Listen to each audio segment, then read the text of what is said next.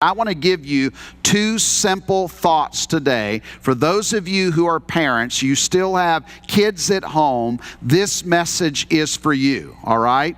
So take notes, two simple thoughts.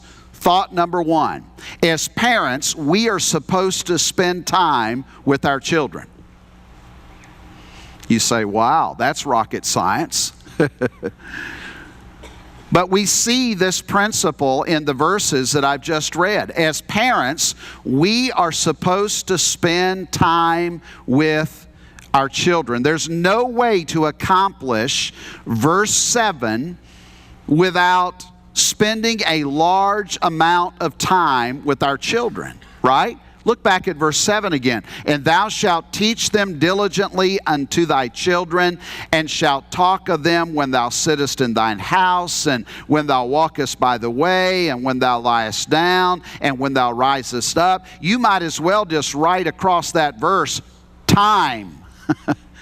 It's going to take time. As parents, we are supposed to spend time with our children. And if we don't spend time with our children, we will not accomplish the purpose and goal of Deuteronomy chapter 6 and verse 7. Now, I don't believe there is a person here today that would argue the importance of spending time with their children. If I were to say, raise your hand if you believe it's important to spend time with your children, I would dare say that every last one of us would raise our hand and say, yes, I totally agree with you, Pastor Mike. It is important for us as parents to spend time with our children. Every parent knows, that's the key word, knows that it's important. But the reality is most parents struggle with actually doing it. Right? We know it's important to spend time with our children, but the reality is, every last one of us as parents, we struggle with this. Can I ask you a question here today? When work and home collide, who gets cheated? Don't answer that right off the bat. I want you to think about your life, especially if you're a young dad, mom here today, you've got young children in the home still. Here's a question for you. When work and home collide, who gets cheated? Now, I can tell you from personal experience, and I'm in the ministry. I'm a pastor, just in case you didn't know. I can tell you from personal experience that usually, more times than not, the family gets cheated way far more than work gets cheated.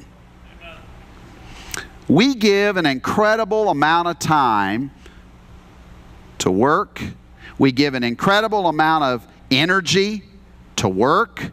We give an incredible amount of our passion to work. And for some reason, we find it easier to say yes to work and no to family. I have that problem as well.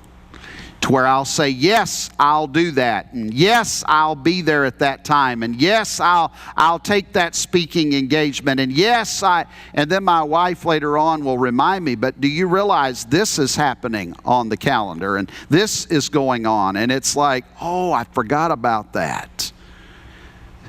But many times we tend to say yes to our work and no to our family. Now, most of us have good intentions. And we have good intentions to spend time with our children and as a family. But as you well know, good intentions really have never accomplished a whole lot. For many years now, I have heard people say it's not the quantity of time you spend with your children, but rather the quality of time that you spend with your children. How many of you have heard that through the years? I've heard that over and over again. I've heard it from pulpit. Churches that I've been in. They'll say it's not the quantity of time that you spend with your children, but rather the quality of time. I want you to know that over the years, I have come to the place where I don't believe that statement anymore. I don't. And here's why. Because quality of time involves quantity of time. You say, oh, I don't have a whole lot of time that I spend with my children, but when I do, boy, it's really quality time. Well, thank God for that. But I really truly believe that quality of time involves quantity of time. Too many times we as parents are so wrapped up in the rat race of life that we fail to fulfill the responsibility that God has given us to influence and to impact the lives of our children. These verses here in Deuteronomy chapter 6 are implying that we have to spend quantity of time in order to spiritually influence our children. Notice the verse again. It says that you are to teach them the truth of God's Word, the truth of God's way. And you're supposed to talk about it when you sit in the house and when you're out running around and whenever you lie down at night, when you rise up in the morning. Literally, we are to be influencing and impacting our children 24 hours a day, 7 days a week. There's never a moment where we turn the switch off. It's always on. And in order to accomplish this, we have to spend quantity of time with our children.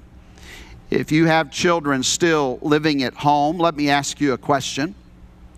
Over this past week, how much time did you spend with your children? Don't say it out loud, but how much time did you spend with your children? Can I ask you another question? If you don't spend time with your children, where do you think they will learn the values of life?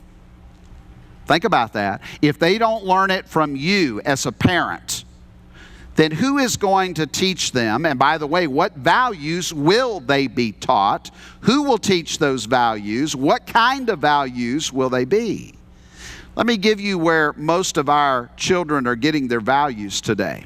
BBC News reports that children ages 5 to 16 spend an average of 6.5 hours a day in front of a screen. There you go.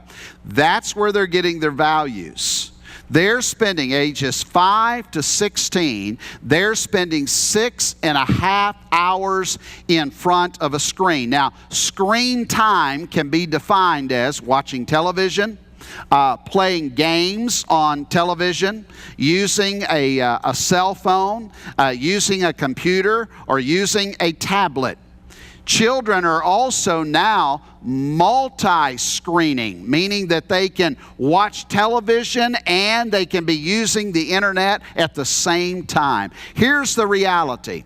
Most children spend more time watching television and using social media than they do with their parents. That's where we are as a culture and as a society today. Someone has well said, values are really not taught to children as much as they are caught by our children. I want to repeat that. Maybe you missed it. Values are really not taught so much to our children as much as they are caught by our children. I believe you would agree with me, but the only way our values are going to be caught by our children is by spending time with them. Somehow, some way, we as parents have to figure out how to prioritize spending time with our children. And I'll tell you why.